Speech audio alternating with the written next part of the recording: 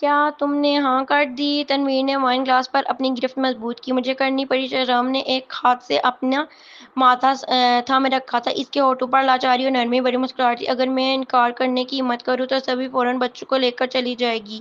کیا اس کا علیزے کے ساتھ اتنا اچھا تعلق ہے؟ تنویر الجھن میں پڑ گیا۔ ہاں بالکل اتنا ہی اچھا ہے، شہرام نے سر ہلایا۔ یہ عجیب ہے، حالانکہ اس کی علیزے سے زیادہ پرانی جان پہچان نہیں ہے، لیکن سوز فیملی کے میزبان میں اتنی کمرے ہیں کہ وہ علیزے کو وہاں 1 سال تک بھی رکھ سکتے ہیں۔ تنویر نے وائن کا ایک اور گھونٹ لیا۔ کیا وہ علیزے کے لیے اتنا ہی قابل نفرت تھا؟ وہ کسی اور کے گھر سوز فیملی میں رہنا پسند کرتی ہے، لیکن اپنے ولا واپس آنے کو تیار نہیں ہے۔ یہ بات بتاؤ، کیا تمہیں شرمندگی نہیں ہوتی دوسروں کے گلی محلے میں تماشا لگاتے ہوئے؟ شہرام نے تنزیہ انداز میں کہا۔ یہ کام تو میں بھی نہیں کر سکتا۔ شرمندگی؟ تنویر نے اپنے خوبصورت چہرے پر ہاتھ پھیرا۔ یہ الفاظ تو میری ڈکشنری میں ہے ہی نہیں۔ شہرام لاجواب رہ گیا۔ وہ واقعی تنویر کا مقابلہ نہیں کر سکتا۔ جیسے تم چاہو۔ شہرام نے اپنا وائن کا گلاس اٹھایا اور تنویر سے ٹکرایا۔ ویسے بھی علیزے اب وہاں نہیں رہ رہی، تم روز چاہے تماشا لگاؤ، اسے تنگ ہی نہیں کر پاؤ گے۔ تنویر نے ایک چھوٹی سی مسکراہٹ دکھائی۔ اس نے اپنا بازو شہرام کے کندھے پر رکھ دیا۔ میرے لیے کوئی ذریعہ بناؤ تاکہ میں بھی سوز میزان میں رہ سکوں۔ شہرام کی آنکھیں حیرت سے کھل گئیں۔ کیا تم سنجیدہ ہو؟ میں مزاح کر رہا ہوں۔ تمہیں مشکل میں نہیں ڈال سکتا، ورنہ سبھی تمہیں بستر سے باہر پھینک دے گی۔ تنویر ہنس دیا۔ اس نے وائن کا گلاس اٹھا کر ایک ہی گھونٹ میں ختم کر دیا۔ اس کا گلا اور معدہ کڑوا ہو گیا۔ چھوڑو، میں اب علیزے کو تنگ نہیں کروں گا۔ کیا واقعی تم سب کچھ سوچ لیا ہے؟ اب اس سے بدلہ نہیں لو گے؟ شہرام نے حیرانگی سے پوچھا۔ اگر میں آج اس سے بدلہ لوں گا تو وہ کل مجھ سے لے گی۔ کیا یہ کبھی ختم ہوگا؟ تنویر نے آہ بھری اور سر ہلا دیا۔ وہ شہرام کو یہ نہیں بتا سکتا تھا کہ علیزے کو ایک نفسیاتی مسئلہ ہے جس کی وجہ سے وہ مردوں کو رد کر دیتی ہے۔ اصلی مسئلہ یہ تھا کہ علیزے علاج کروانے پر تیار ہی نہیں تھی۔ چاہے تنویر اسے حاصل بھی کر لے، لیکن روز بستر پر پتھر کے ساتھ لڑکنے کا کیا مطلب تھا؟ کیا اسے روز دوا کھانے کر اس کے ساتھ سونا پڑتا؟ اس کے ساتھ؟ ڈاکٹر نے درست کہا تھا کہ اس سے علیزے کی حالت مزید بگڑ سکتی تھی۔ اگر اس نے رات کو چھری اٹھائی اور تنویر کو کھونپ دیا تو سچ کہوں تو علیزے کی بے رحمی دیکھ کر یہ ممکن لگتا تھا۔ اس کے اور تنویر کے درمیان ہمیشہ رہنا کھڑی رہتی تھی۔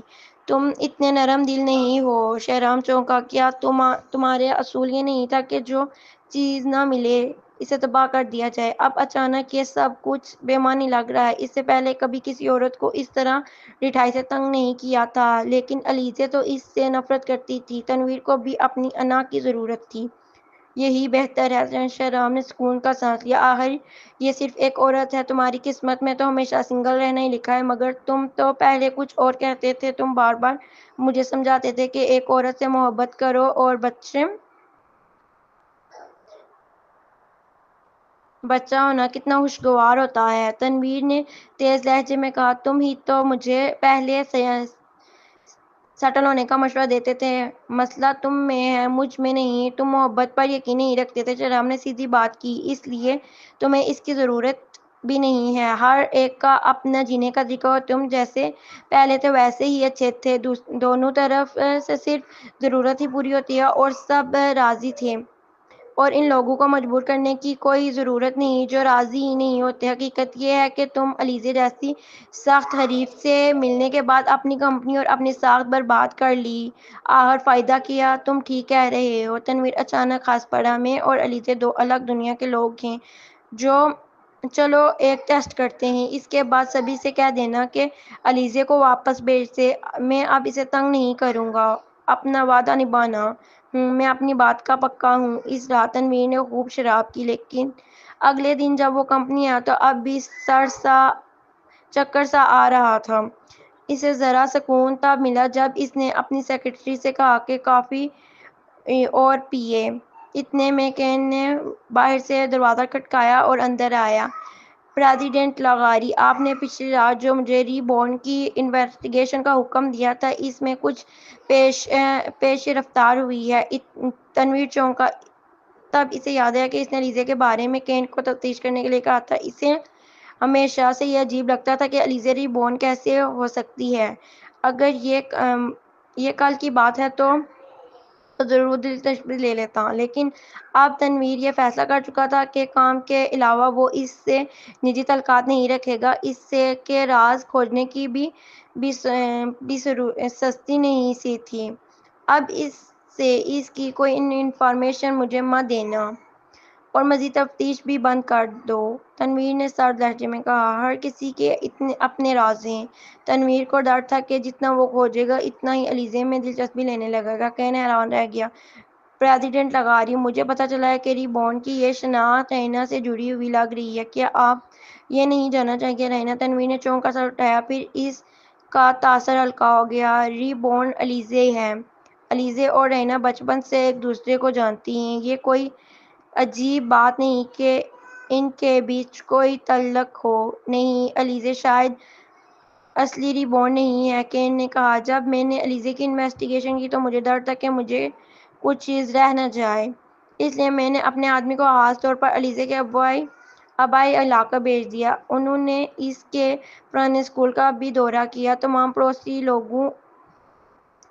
لوگوں، اساتذہ، طلباء کا کہنا تھا کہ اگر وہ خوبصورت تھی لیکن ذہانت کے اعتبار سے وہ اوسط نہیں تھی۔ وہ بڑی محنت سے پڑھ کر بمشکل کلاس میں ساتھ دے پاتی تھی۔ سب سے اہم بات یہ ہے کہ جب ری بورن پہلی بار وال اسٹریٹ پر ظاہر ہوئی تو اس وقت علیزے ملک میں تھی، وہ بیرون ملک گئی ہی نہیں تھی۔ کیا تمہیں یقین ہے؟ تنویر کا چہرہ سرد ہو گیا۔ اگر علیزے ری بورن نہیں تھی تو وہ لاغاری کارپوریشن کے شیئر ہولڈر ہونے کے طور پر دھوکہ دے رہی تھی۔ بطور کمپنی پریزیڈنٹ وہ اس معاملے کو نظر انداز نہیں کر سکتا تھا۔ جی بالکل یقین ہے۔ کین آگے بڑھا۔ اس نے دستاویزات کا ایک پنڈٹ اور ایک اور تصویر نکالی۔ یہ وہ وقت تھا جب ری بورن 6 سال پہلے وال اسٹریٹ پر ظاہر ہوئی تھی۔ اس وقت علیزے اپنے فائنل ایئر میں تھی۔ اس دن وہ اپنے دوستوں کے ساتھ فلم دیکھنے بھی گئی تھی۔ یہ سینما کے سی ٹی وی کیمرے کی فوٹیج ہے۔ تنویر نے تصویر پر علیزے کو گھورا۔ اس نے سادہ سا کاٹن کا لباس پہنا ہوا تھا۔ وہ تر و تازہ اور معصوم دکھائی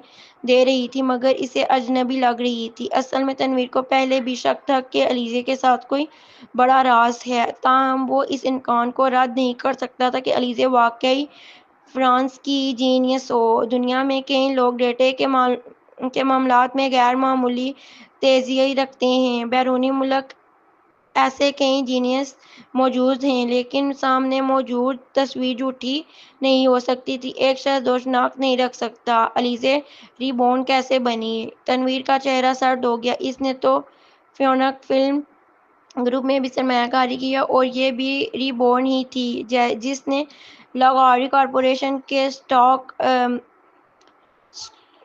شاک کیے۔ کیا علیزے کو اصلی ری بورن کے مہرے کے طور پر لوگوں کو دھوکہ دینے کے لیے استعمال کیا جا رہا ہے؟ تنویر سمجھتا تھا کہ وہ ہوشیار ہے، لیکن اب اسے لگتا کہ وہ الجھ رہا ہے۔ کین نے منہ سکیڑی۔ یہ بھی نہیں، میں نے لون کی طرف سے انویسٹیگیشن کی ہے۔ پہلے جو شخص اس سے بار بار رابطے میں تھا وہ واقعی علیزے تھی۔ اس کے علاوہ علیزے کی سابقہ مینیجر کلائنٹس امپلائی بھی فیونا فلم گروپ میں کام کرے گی۔ یہی کہ ڈیلا بھی آسٹریلیا پہنچتے ہی سیدھے علیزے کے پاس گئی۔ اس کے علاوہ 3 ماہ پہلے ری بورن کے نشانات ملک کے آڑ میں تھے۔ میں نے اس ہوٹل کی سیکیورٹی فوٹیج دیکھی ہے، وہاں علیزے نظر آئی۔ ری بورن نے ملک آڑ میں 1 ارب سے زیادہ کی کمائی کی تھی۔ تنویر نے میز پر انگلی بجائی۔ اس نے تیزی سے سب کچھ تجزیہ کیا۔ اس کا مطلب یہ ہے کہ فیونا فلم گروپ میں سرمایہ کاری کرنے والی، لاغاری کارپوریشن کے شیئر ہولڈر بننے والی اور 3 ماہ پہلے ملک آڑ میں جانے والی علیزے ہے۔ تو پھر 6 سال پہلے امریکہ میں جو ری بورن سامنے آئی تھی وہ کون تھی؟ جی ہاں، 6 سال پہلے ری بورن کی پہلی جھلک یقیناً علیزے نہیں تھی۔ کین نے فوراً سر ہلایا۔ واقعی ینگ ماسٹر لغاری کی بات درست تھی۔ اس نے اتنے پیچیدہ انفارمیشن میں سے ایک نکتہ پکڑ لیا تھا۔ جتنا زیادہ میں اس کی تحقیقات کرواتا ہوں یہ معاملہ اتنا ہی عجیب لگتا ہے۔ اس لیے میں نے کچھ لوگوں کو امریکہ بھیجا ہے۔ ری بورن پہلی بار 6 سال پہلے سامنے آئی تھی۔ کہا جاتا ہے کہ وہ وہاں صرف آدھا سال رہی اور پھر اچانک غائب ہو گئی۔ 2 سال پہلے وہ یورپ کے اسٹاک مارکیٹ میں دوبارہ ظاہر ہوئی۔ اس کے طریقے پہلے جیسے ہی تھے، لیکن $10 ارب کمانے کے بعد وہ پیچھے ہٹ گئی۔ ان چند سالوں میں وہ دنیا کے کئی حصوں میں دکھائی دی، لیکن اس کی سرگرمیاں بے ربط تھیں۔ تنویر نے آنکھیں سکیڑ کر بازو باندھ لیے۔ کیا کسی نے اصلی ری بورن کو دیکھا ہے؟ میرے خیال میں ڈیڈ کی ٹیم کے علاوہ کسی نے بھی ری بورن کا چہرہ نہیں دیکھا۔ ویسے تو تم نے بھی کہا تھا کہ اس کا تعلق رینا سے ہے، تنویر نے اچانک پوچھا۔ جی ہاں، کین نے کہا۔ میں نے ہوٹل کی جانچ کی، وہی ہوٹل جہاں ری بورن پہلی بار 6 سال پہلے ٹھہری تھی۔ میں نے بہت پیسہ خرچ کیا اور ایک خاص بات پتہ چلی کہ یہ تصویر ہوٹل کے سیکیورٹی کیمرے میں محفوظ تھی۔ اس نے بڑی قیمت دے کر پتہ چلا دیا تھا کہ ری بورن پہلے ہوٹل میں ٹھہری تھی۔ تنویر نے تصویر پر نظر ڈالتے ہی شدید جھٹکا محسوس کیا۔ وہ فوراً کھڑا ہو گیا۔ تصویر میں عورت نے سن گلاسز پہنے ہوئے تھے، لیکن اس کے لمبے سیاہ بال، سرد ہونٹ اور نازک ناک نے تنویر کو پلکیں جھپکے پہچاننے پر مجبور کر دیا تھا۔ وہ چاہے مر بھی جائے، اس عورت کو بھول نہیں سکتا تھا۔ رینا شیرازی۔ یہ رینا شیرازی کون تھی؟ وہ وہاں کیوں ظاہر ہوئی؟ چند لمحے کے بعد تنویر کے دماغ نے تیزی سے سوچا۔ رینا امریکہ میں پڑھا کرتی تھی، شاید وہ محض تقریب کے لیے وہاں گئی ہو۔ صدر لغاری، کیا آپ رینا کو اچھی طرح جانتے ہیں؟ کین نے اچانک پوچھا۔ تنویر اس سوال پر چونکا۔ کیا وہ رینا کو واقعی اچھی طرح جانتا تھا؟ وہ ہمیشہ یہی سمجھتا رہا تھا کہ وہ اسے سمجھتا ہے، لیکن بعد میں اسے محسوس ہوا کہ وہ اسے بالکل نہیں جانتا۔ اس کے دل میں رینا کے بارے میں بہت زیادہ تقاضا تھا۔ کین نے آہ بھری۔ صدر لغاری، میں نے خاص طور پر رینا کی زندگی کی تحقیقات کی۔ جب وہ بیرون ملک پڑھ رہی تھی، اس نے ڈبل ڈگری حاصل کی تھی اور امریکہ میں فائنانس رسک مینجمنٹ اور سرٹیفکیشن ایجوکیشن الائنس کے سرٹیفکیٹ بھی لیے تھے، لیکن وہ بہت کم پروفائل رکھتی تھی، اس لیے زیادہ لوگ یہ سب نہیں جانتے تھے۔ جب وہ گریجویشن ہوئی تو اس کے مینٹرز نے ذاتی طور پر اسے روکنے کے لیے کہا۔ وال اسٹریٹ کی کئی بڑی کمپنیوں نے اسے بھاری تنخواہوں کی پیشکش کی، لیکن اس نے سب کو ٹھکرا دیا اور آسٹریلیا واپس آنے پر اصرار کیا۔ تو تنویر کا جسم سختی سے کانپنے لگا۔ رینا اتنی عظیم تھی، لیکن اسے کچھ پتہ ہی نہیں تھا۔ وہ سوچ رہا تھا، وہ بس بیرون ملک گئی، ڈگری لی اور واپس آ کر لغاریز کا کارپوریشن سنبھال لی۔ تنویر کو اچانک احساس ہوا کہ اس نے کبھی رینا کو صحیح معنیوں میں جاننے کی کوشش ہی نہیں کی۔ جب وہ دونوں ڈیٹنگ کر رہے تھے، رینا نے زیادہ وقت اس کے سامنے نہیں گزارا تھا۔ حالانکہ وہ خاموش مزاج تھی، لیکن فرمانبردار، اور اس کی ہر بات مانتی تھی، لیکن وہ اس سے نظر انداز کرتا رہا اور یہ نہیں جان سکا کہ وہ دراصل نہایت شاندار لڑکی تھی۔ وہ سمجھتا تھا کہ اس نے رینا پر اپنا خالص پیار نچھاور کیا ہے، لیکن کیا اس نے واقعی ایسا کیا؟ اگر کیا تھا تو پھر وہ اسے اچھی طرح کیوں نہیں جان سکا؟ تنویر نے اچانک اپنے سینے میں گھٹن اور درد محسوس کیا، ایسا درد جو اس نے پہلے کبھی محسوس نہیں کیا تھا۔ کین نے آہ بھری۔ مسز لغاری نہایت آزاد انسان تھی۔ ان کے والدین کو بھی دکھاوا پسند نہیں تھا، اس لیے وہ عوام کو کبھی علم نہیں ہو سکا۔ کین نے مزید کہا، اگر مسز لغاری ایف آر ایم اور سی ایم ایم کی صنعت حاصل کر سکتی تھی تو یقیناً وہ فارنسک انڈسٹری میں نہایت علم رکھتی تھی، اور وہ اسی ہوٹل میں موجود تھی جہاں ری بورن پہلی بار نظر آئی تھی۔ کچھ حقیقتیں آہستہ آہستہ واضح ہو رہی تھیں۔ نہیں، لیکن تنویر کو بالکل یقین نہیں آیا کہ یہ ناممکن ہے۔ اگر رینا واقعی ری بورن تھی تو پھر الیزے کا کیا ہوگا؟ اسے کیسے سمجھایا جا سکتا ہے؟ وہ تو فرانسس کے بارے میں کچھ نہیں جانتی، پھر پردے کے پیچھے اس کی مدد کون کر رہا ہے؟ یہ مت بھولیں کہ رینا مر چکی ہے۔ اگر وہ ری بورن تھی تو اس کا مطلب ہے کہ ری بورن بھی ختم ہو گیا۔ ڈیک اور دوسرے سب لوگ وال اسٹریٹ کے ایکسٹریکس ہیں، وہ بغیر وجہ الیزے کے پیچھے نہیں چل سکتے۔ یہی تو میرے سب سے بڑا شک ہے، کین نے پچھلے دستاویزات پلٹتے ہوئے کہا۔ لیکن جب میں نے مزید کھوج کرتا گیا تو ایک اور حیرانی کن بات سامنے آئی۔ علیزے کی ماں کے پاس بیرون ملک کئی جائیداد ہیں، ان کی مالیت کئی ارب بلین ڈالر ہے، اور یہ سب صرف 2 سال پہلے خریدی گئی ہیں۔ کیا اس کی ماں دیہات کی ایک عام گھریلو عورت نہیں ہے؟ تنویر نے خود علیزے کے باپ سے مل چکا تھا، اور وہ ایک جواری تھا جو عیاشی زندگی گزارتا تھا، اپنی پہلی بیوی پر ظلم کرتا رہا اور پھر علیزے کو بھی ایک اور عورت سے پیدا ہونے والے بیٹے کے لیے استعمال کرتا رہا۔ بالکل، اس کی ماں نے تو مڈل اسکول کے بعد تعلیم ہی نہیں مکمل کی۔ وہ اب بھی ایک چھوٹے قصبے میں 2 بیڈ والے گھر میں عام سی زندگی گزار رہی ہے۔ کین نے اپنے حالات بیان کیے۔ میں نے اپنی زندگی میں کبھی اتنا الجھتا ہوا معاملہ نہیں دیکھا۔ تنویر نے بھی نہیں دیکھا۔ یہ جائیدادیں ضرور علیزہ کی سرمایہ کاری ہیں جو اس نے اپنی ماں کے نام پر بیرون ملک میں رکھی ہیں، لیکن ابھی تو اس نے خود کہا کہ وہ اصلی ری بورن نہیں ہو سکتی، تو پھر اس کے پاس چند ملین ڈالر کی جائیداد خریدنے کے پیسے کہاں سے آئے؟ اداکارہ بن کر مزاح مت کرو، اس عمر میں دیکھو، تنویر نے تجزیہ کیا۔ فلانا فلم گروپ اور لاغاری کارپوریشن کے شیئر مل کر اس کی بیرون ملک اور کینیڈا کی جائیداد اس کے پاس کم و بیش درجن ملین ڈالر کے اثاثے ہیں۔ وہ عورت کچھ دن پہلے اس کے بستر پر تھی اور کہہ رہی تھی کہ اس کے ساتھ تعلق رکھنے سے اسے کوئی فائدہ نہیں ہوا، بلکہ اس نے اشارہ دے دیا تھا کہ وہ چاہتی ہے کہ تنویر اس کے لیے گھر اور گاڑیاں خریدے۔ یہ یاد کرتے تنویر کو ایسا لگا جیسے کسی نے اس کے منہ پر تھپڑ مار دیا ہو۔ لعنت! علیزہ تو پہلے ہی اتنی امیر تھی، پھر بھی اس کے سامنے غریب بننے کا ڈرامہ کرتی رہی، اس لیے وہ اسے احاطے میں نہیں لاتی تھی۔ درجن بلین ڈالر کسی بھی شخص کے لیے کئی زندگیاں گزارنے تک کو کافی ہوتے ہیں۔ چاہے تنویر کے پاس 100 بلین ڈالر سے زیادہ کے اثاثے ہیں، شاید وہ پھر بھی پرواہ نہ کرے۔ اگر وہ اسے دھوکہ نہ دیتا تو وہ کبھی اس کے ساتھ تعلق نہ رکھتی۔ پریزیڈنٹ لاغاری، مجھے لگتا ہے یہ معاملہ بہت ہی عجیب ہے، کین نے کہا۔ علیزہ کے پاس اتنا پیسہ 2 سال پہلے کہاں سے آیا؟ اس وقت تو وہ بطور اداکارہ بھی زیادہ معقول نہیں تھی۔ کیا تم سمجھتے ہو کہ مجھے یہ عجیب نہیں لگا؟ تنویر نے سر تھام لیا۔ اپنے خیالات مجھے بتاؤ۔ کین نے تصویروں پر نظر جمائی۔ اس نے کہا، میری رائے میں 6 سال پہلے والی ری بورن یقیناً طور پر علیزہ نہیں تھی، وہ شاید رائنا تھی، لیکن جو حالیہ ری بورن سامنے آ رہا ہے وہ علیزہ ہے۔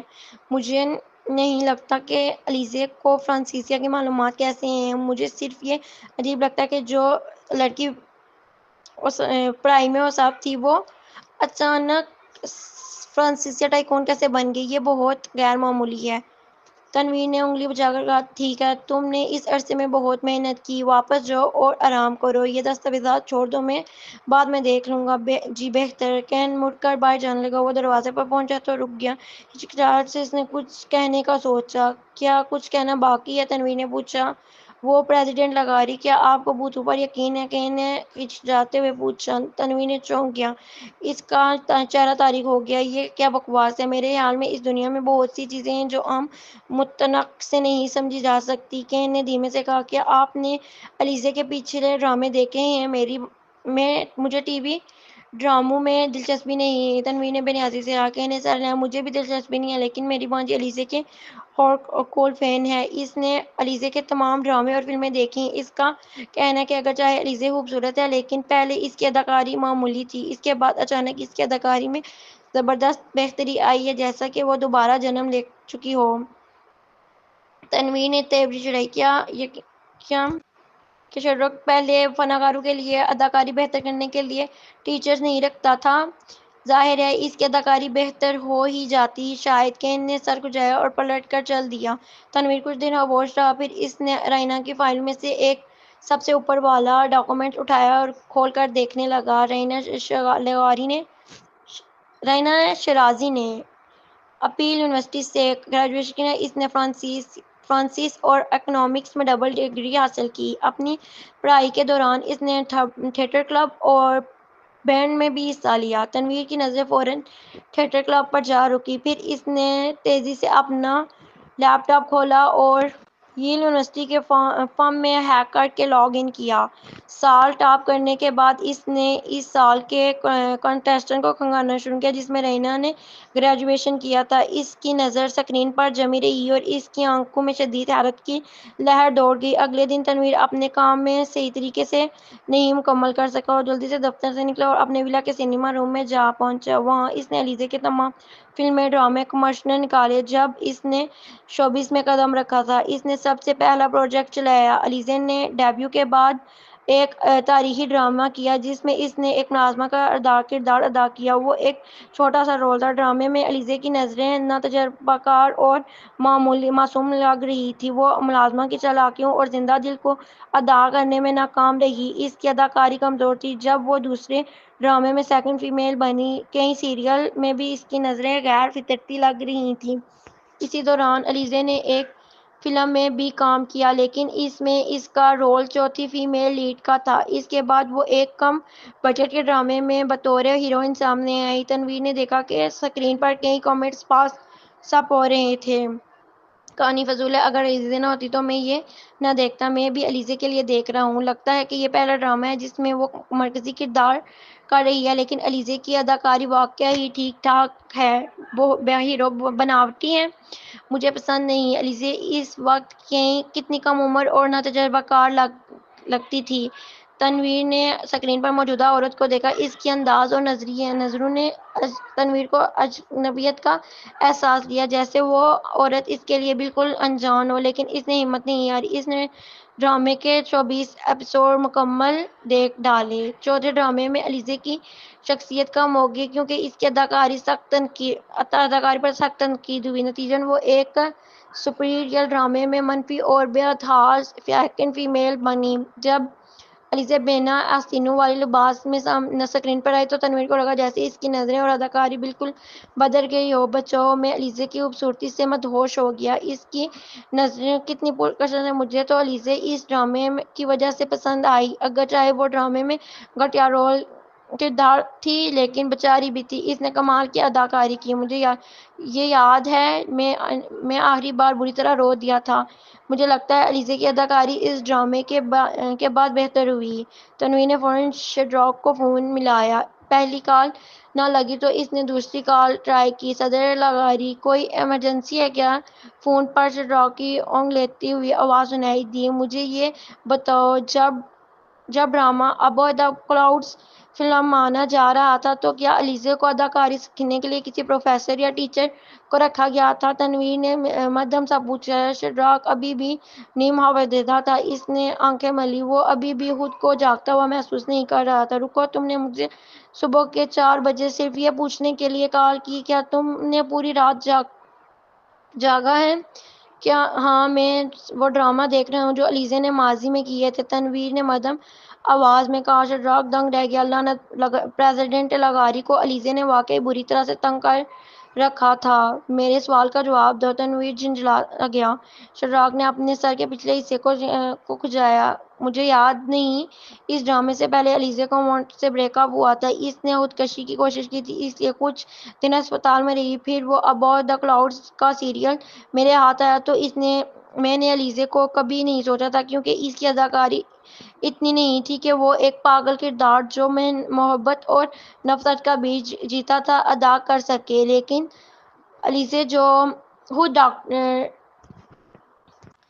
علیزہ خود ڈائریکٹر کے پاس گئی اور اس رول کے لیے لڑی۔ اس نے ڈائریکٹر کے سامنے سیریل کا ایک حصہ پرفارم کیا۔ ڈائریکٹر کو متاثر کن لگا۔ اس وقت فیصلہ ہو گیا کہ رول اس سے ہی ملے گا۔ کیا اس کا مطلب ہے خودکشی کی کوشش کے بعد اچانک اس کی اداکاری بہتر ہو گئی؟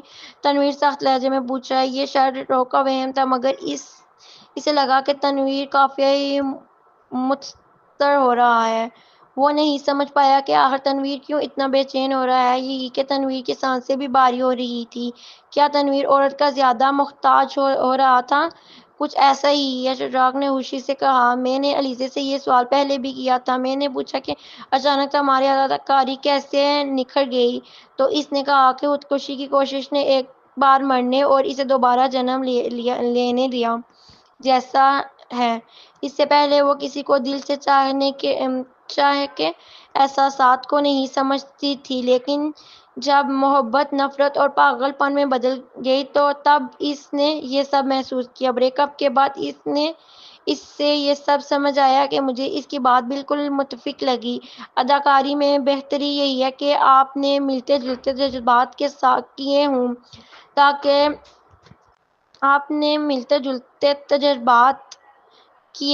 تاکہ اصلی تاثر پیدا ہو، لیکن بعد میں اس نے جو کردار کیے وہ ایسے نہیں تھے، پھر بھی اس نے انہیں بخوبی نبھایا۔ تنویر نے بھویں سکیڑ لی، شاید اس لیے کہ اس کی اداکاری کا معیار بڑھ گیا تھا، اور ہو سکتا ہے اس نے بہت زیادہ پروجیکٹ کر لیے تھے اور سیٹ پر ڈائریکٹرز کی رہنمائی سے اس کی اداکاری میں نکھار آ گیا۔ شاہرخ نے الجھتے ہوئے انداز میں کہا، پریزیڈنٹ لاغاری، آپ علیزے کی اداکاری پر اتنا کیوں پھنسے ہوئے ہیں؟ کیا آپ یہ سب اس لیے سوچ رہے ہیں کہ کسی کمزوری کو پکڑ سکیں، اس کی شہرت خراب کر سکیں؟ تنویر کا خوبصورت چہرہ اچانک سیاہ پڑ گیا، جیسے کوئلے کا تل۔ تم نے ضرورت سے زیادہ سوچ رکھتے رہے ہو۔ بطور علیزے کے باس، کیا تمہیں نہیں لگتا کہ خودکشی کی کوشش کے بعد وہ بالکل دوسری شخصیت بن گئی تھی؟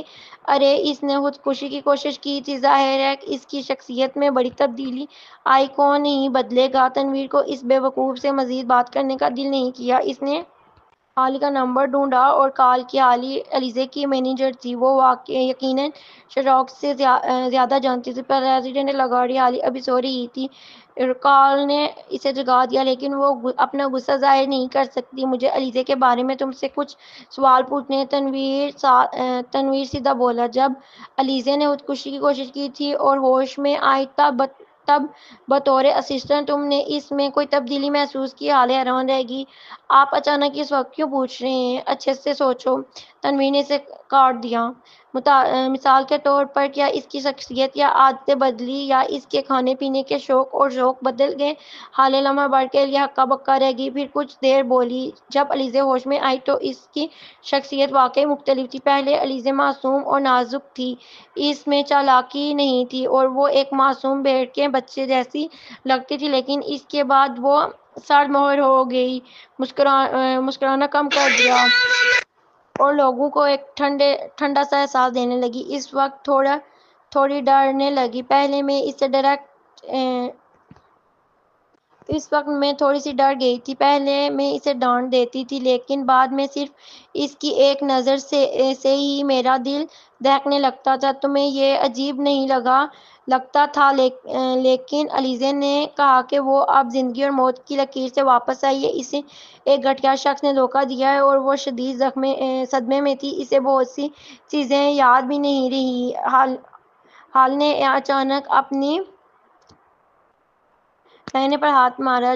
جب وہ جاگی تو مجھے یا اپنی اسسٹنٹ کو پہچانتی تک نہیں تھی۔ پھر اس نے اسے بتایا کہ میں اس کی مینیجر ہوں۔ اسے یہ بھی یاد نہیں تھا کہ اس نے فلیکس میڈیا کے ساتھ معاہدہ کیا ہے۔ میں تو الجھ گئی تھی اور چاہتی تھی کہ کسی ڈاکٹر سے اس کا دماغ کا چیک اپ کرواؤں، لیکن علیزے نے مجھے روک دیا۔ اس نے کہا کہ وہ تھوڑی دیر بے ہوش رہی، اس لیے اس کی ذہن صاف نہیں ہے۔ کیا اور بھی کچھ ہے؟ کیا کھانے کے پسند وغیرہ بھی کوئی تبدیلی آئی؟ تنویر نے محسوس کیا کہ اس کا دل شدت سے کانپ رہا ہے، اتنا کانپ رہا تھا کہ وہ نارمل سانس بھی نہیں لے پا رہا تھا۔ پوری زندگی میں اس نے کبھی ایسا محسوس نہیں کیا تھا۔ ہیلا تنویر کی باتوں سے الجھ گئی، لیکن اس نے یادداشت پر زور ڈالا۔ علیزے کو پہلے میٹھا بہت پسند تھا، جیسے چاکلیٹ، کیک، ملک پڈنگز وغیرہ۔ مجھے ڈر تھا کہ وہ موٹی نہ ہو جائے، اس لیے میں اکثر کسی کو کہتی تھی کہ دھیان رکھے کہ وہ زیادہ نہ کھائے، لیکن جب وہ ہوش میں آئی تو اسے میٹھا کھانا بالکل پسند نہیں رہا۔ میں نے خاص طور پر میٹھا لا کر دیا، لیکن اس نے ہاتھ تک نہیں لگایا۔ اس کی بجائے اسے مسالے دار چیزیں زیادہ پسند آنے لگیں۔ مسالے دار چیزیں؟ تنویر چونک کر پوچھنے لگا۔ جی ہاں، پہلے اسے مرچوں والے کھانے پسند نہیں تھے، لیکن بعد میں شوٹنگ کے دوران وہ اکثر اپنی اسسٹنٹ سے کہتی کہ اس کے لیے اسپائسی ہاٹ ڈاگ لائے، اور پہلے اسے اسپائسی کھانے پسند تھے، لیکن بعد میں اسے اٹالین فرانچ اور ہاٹ پاٹس پسند آنے لگے۔ حال کی باتیں کرتے کرتے اور بھی حیران ہونے لگی۔ ایک اور بات، پہلے علیزے میں اعتماد کی کمی تھی، شوٹنگ پر بہت محتاط رہتی تھی اور ڈرتی تھی کہ کسی کو ناراض نہ کر دے، لیکن اس کے بعد وہ اکثر اکیلی رہتی اور دوسروں کی پرواہ نہیں کرتی تھی۔ ڈنر پر اگر جانے کا دل کرتا تو چلی جاتی، ورنہ کوئی لاکھ منتیں بھی کرتا تو وہ نہ جاتی، کیونکہ اس کی نیت کو سمجھ ہی نہیں پاتا تھا۔ لیکن جب یہ تسلی تھی کہ اس کے حادثے کے بعد اس کا فیشن سینس بہت بہتر ہو گیا۔ سب سے بڑھ کر اس کی اداکاری میں بے حد بہتری ہو گئی۔ تنویر کی آواز بھاری ہو گئی۔ میں سمجھ گیا، شکریہ۔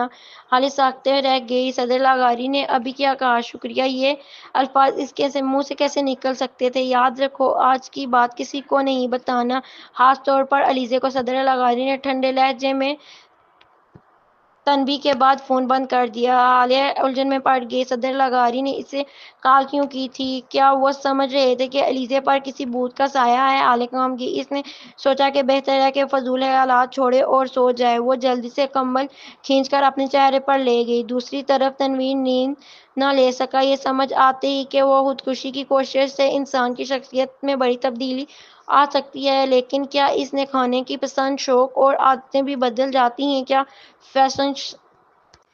فیشن سینس بھی بدل جاتا ہے؟ کیا اداکاری بھی اچانک کمال کی ہو جاتی ہے؟ تنویر کے دماغ میں اچانک غیر ناقابل یقین خیال جنم لینے لگا۔ یقین کرنا مشکل تھا، لیکن اس تمام شبہات اس کے سامنے موجود تھے اور دوسروں کو یہ بھی پتہ نہیں تھا، لیکن اسے یاد تھا جب وہ رینا کو ڈیٹ کر رہا تھا، وہ مسالے دار کھانے پسند کرتی تھی۔ اسے spicy hot dog, spicy French chicken پسند تھا، لیکن اسے یہ سب نہ پسند تھے کیونکہ یہ صحت کے لیے اچھے نہیں تھے۔ رینا خاص طور پر اٹالین کھانے کھاتی تھی، فرانسیسی کھانے بھی پسند تھے۔ پہلی بار جب وہ فرانسیسی ریسٹورانٹ گئے تو اچانک تنویر کے دماغ میں یاد چمکی۔ وہ تقریباً صوفے سے لڑک کر زمین پر آ گیا، کیونکہ اسے یاد تھا کہ ایک بار لاغاری کارپوریشن کی میٹنگ کے بعد اس نے علیزے کو کھانے پر بلایا تھا۔ اس وقت علیزے نے کیا آرڈر کیا تھا؟ اس نے کہا تھا صدر لاغاری کے لیے بلیک ٹرفل کلیمپ چاؤم، اسموکڈ سالمن اور پورک بریسٹ پنڈک لے آؤ۔ پھر اس نے تنویر کی طرف دیکھا اور تنزیہ کہا تھا کہ مجھے کچھ یاد ہی نہیں رہا۔ کیا وہ یاد نہیں کہنے سے یہی مطلب نکال رہی تھی؟ تنویر کا دماغ پھٹنے لگا۔ اس نے سگریٹ جلانے کی کوشش کی، لیکن اس کے ہاتھ اتنے کانپ رہے تھے کہ ڈبی تک نہیں پکڑ پا رہا تھا۔ پھر بڑی مشکل سے ایک کش لیا، لیکن وہ بیٹھا نہ رہ سکا۔ اس نے کار کی چابیاں اٹھائیں اور پجامے میں ہی باہر نکل گیا۔ صبح 6 بجے سوز فیملی کے میز میں شہزام نے دبے قدم منہ جا کر اپنی بیوی کا کمبل درست کیا، پھر احتیاط سے بستر سے اترا۔ اس دن ایک مقصد تھا، اسے گاڑی چلا کر 9 بجے سے پہلے کورٹ پہنچنا تھا۔ جیسے ہی اس کی گاڑی مینز کے گیٹ سے نکلی، اس نے سڑک کے کنارے پر ایک جانی پہچانی سپورٹ کار کھڑی دیکھی۔ تنویر گہرے نیلے پجامے میں تھا، کار کے دروازے سے ٹیک لگائے کھڑا تھا۔ اس کے پاؤں میں سرمئی چالیاں تھیں اور منہ کے گرد ہلکی سی داڑھی اگ آئی تھی۔